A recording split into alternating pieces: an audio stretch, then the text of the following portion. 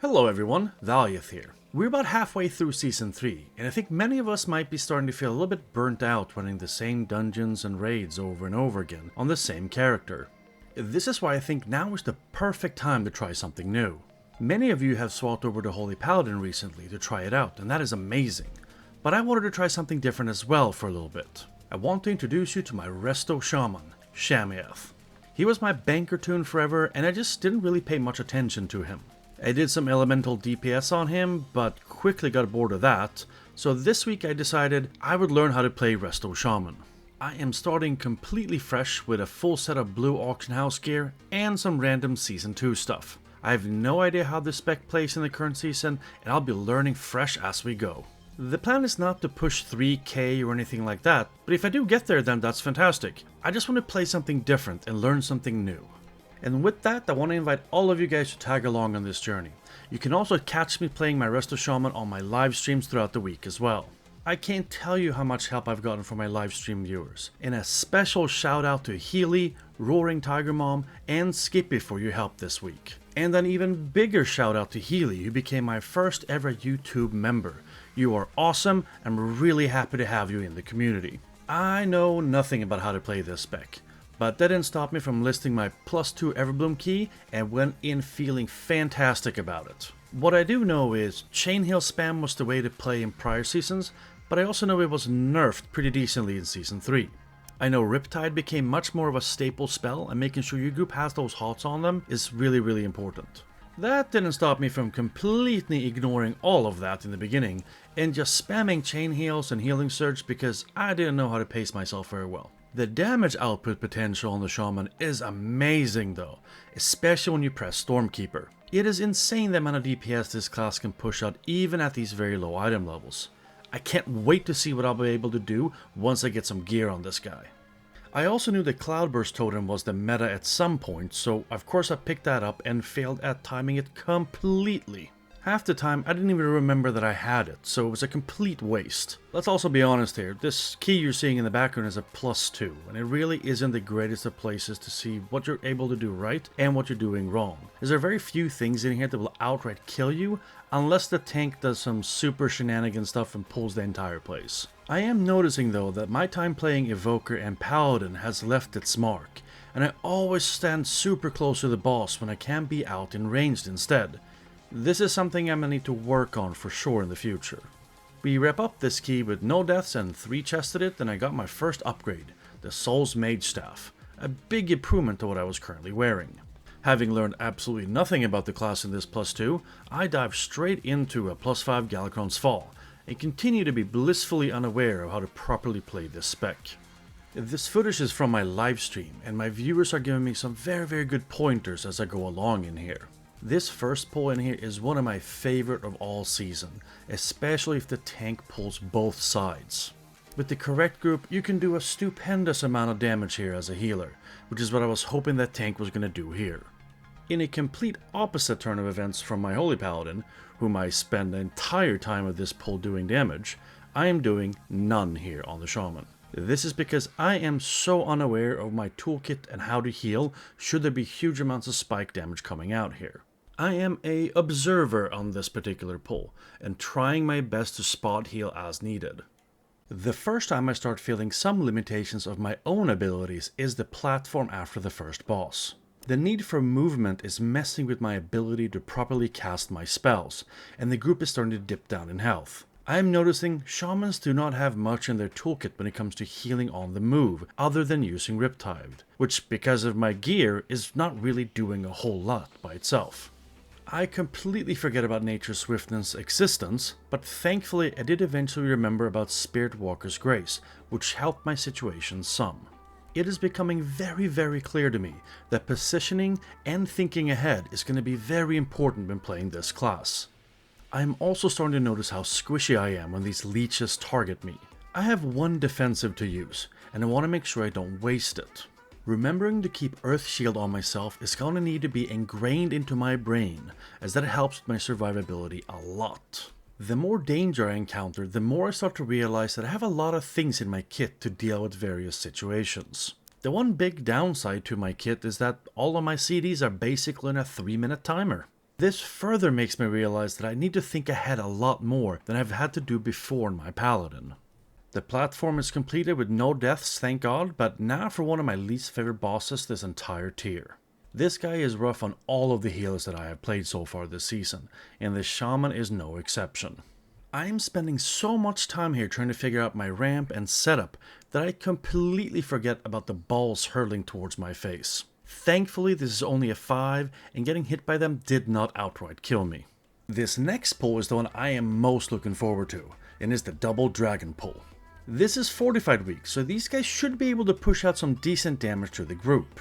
The tank did not want to pull both of them, so I ninja pulled the one on the right because, you know, why not? I want to see what this guy has under the hood to see what I can do.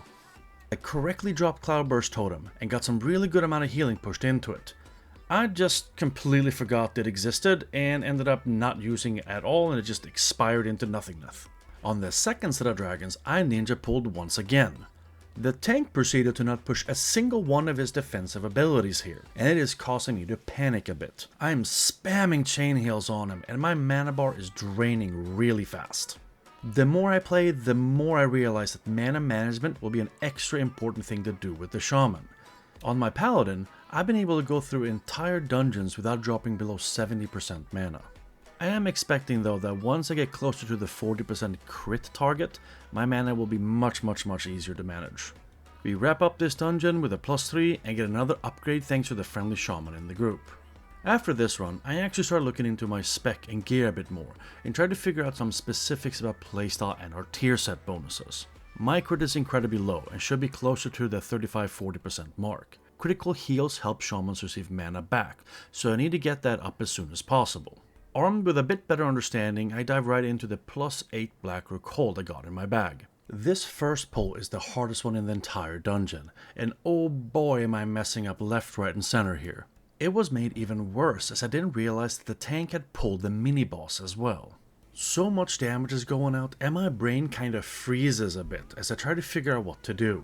I eventually decide to drop Spearling Totem in hopes they will stabilize the group and allow me time to process the situation. Thankfully it does, and I start getting more control of the damage. You will notice that during that entire ordeal, I didn't push Cloudburst Totem once.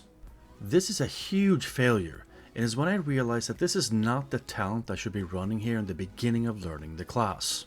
It adds another layer of complexity and understanding of the class that I just do not possess at this time. Not to mention, the stream chat is telling me it got nerfed pretty hard, and healing Stream Totem is actually pretty powerful.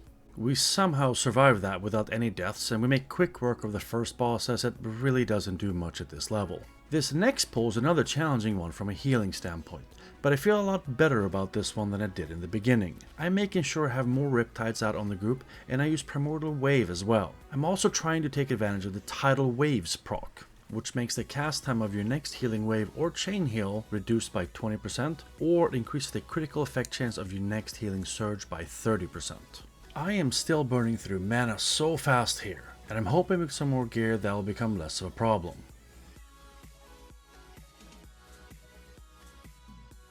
Once the first pack is done, we go line of sight and the next run of damage comes rolling down quickly.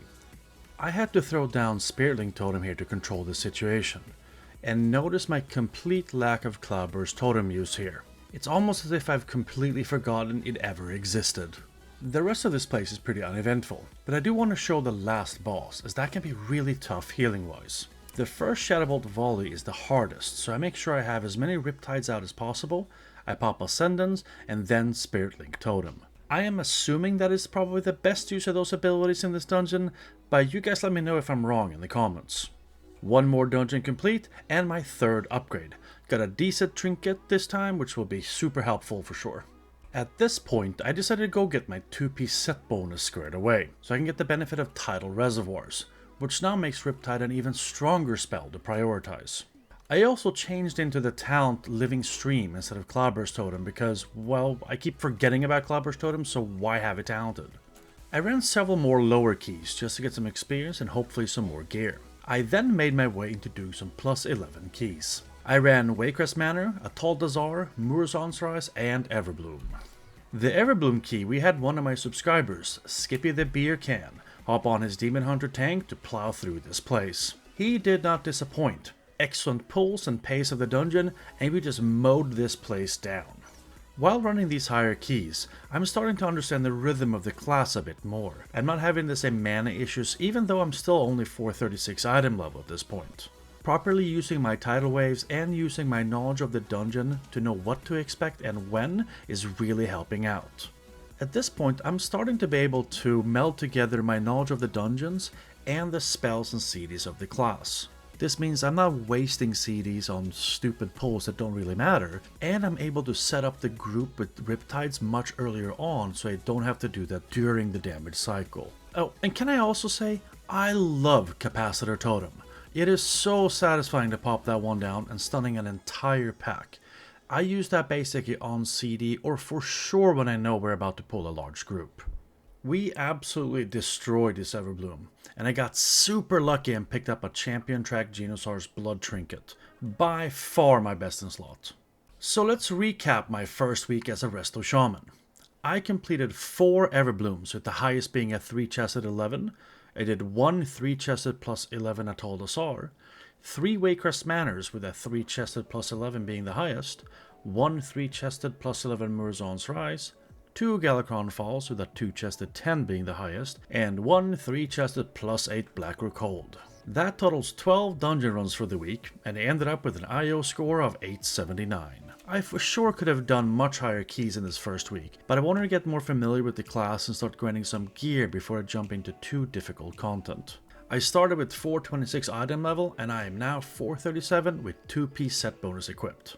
My priority next week will be to get my 4-piece in place, and at least try to get to item level 450 to 460. All the while trying to figure out the combos and ramps of the spec. We will see, maybe I'm able to squeeze out KSM in my second week on the tune. That's the plan. That is going to be it for this fresh start video. Thank you all for watching, and if you like this video, please remember to hit that like button. I'm also curious about your own experience with Resto Shaman, and any tips and advice is always welcome, so hit me up in the comments.